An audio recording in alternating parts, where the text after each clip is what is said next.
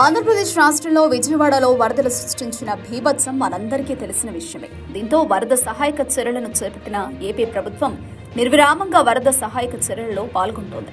విజయవాడ ముంపు బాధితుల కోసం రంగంలోకి దిగిన ముఖ్యమంత్రి చంద్రబాబు వార్డుల వారీగా మంత్రులను, ఐఏఎస్, ఐపీఎస్ అధికారులను రంగంలోకి దింపి వరద సహాయక చర్యలు చేపడుతున్నారు. విపత్తు నిర్వహణ సంస్థలోని కంట్రోల్ రూమ్ నుంచి 24 గంటలు 8 మంది ఐఏఎస్ అధికారులు నిరంతరం పర్యవేక్షణ చేస్తున్నారు. వరద ముంపు ప్రాంతాల్లో శరవేగంగా ప్రభుత్వ సహాయక చర్యలు కొనసాగుతున్నాయి. 6 హెలికాప్టర్లు, డ్రోన్ల ద్వారా ఆహారాన్ని, నీటిని, పాలు, పండ్లు, బిస్కెట్స్, మెడిసిన్స్ పంపిణీ చేస్తున్నారు. ప్రజలకు మౌలిక వస్తువులు కల్పించడానికి మొదటి ప్రాధాన్యతనిస్తున్న ప్రభుత్వం ఆ దిశగా తీవ్రంగా కృషి చేస్తోంది. ఇవంతా నాణానికి ఒకవైపు అయితే, మరోవైపు ప్రజలకు కనీస సౌకర్యాలు లేక ఎలాంటి సహాయ చర్యలు అందక ఇంకా చాలా అవస్థలు పడుతున్నారు. ఓవైపు కొన్ని కాలనీలలో ఆహారం వృధాగా పోతుంటే, మరోవైపు కొన్ని కాలనీలకు అసలు ఆహారమే అందట్లేదు.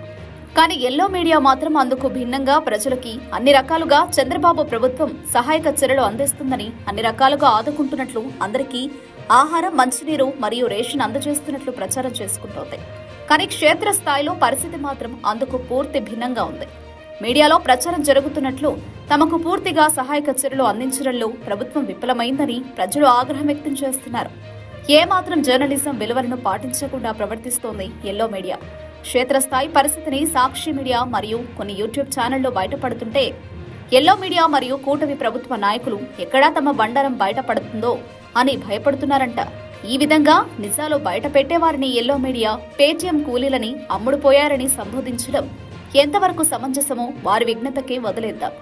ఎవరైతే జర్నలిజంని మరిచిపోయి అమ్ముడుపోయి తప్పుడు ప్రచారాలు చేస్తుంటారో వారే అమ్ముడుపోవడం గురించి మాట్లాడడం హాస్యాస్పదం. కలికాలం అంటే ఇదేనేమో బహుశా.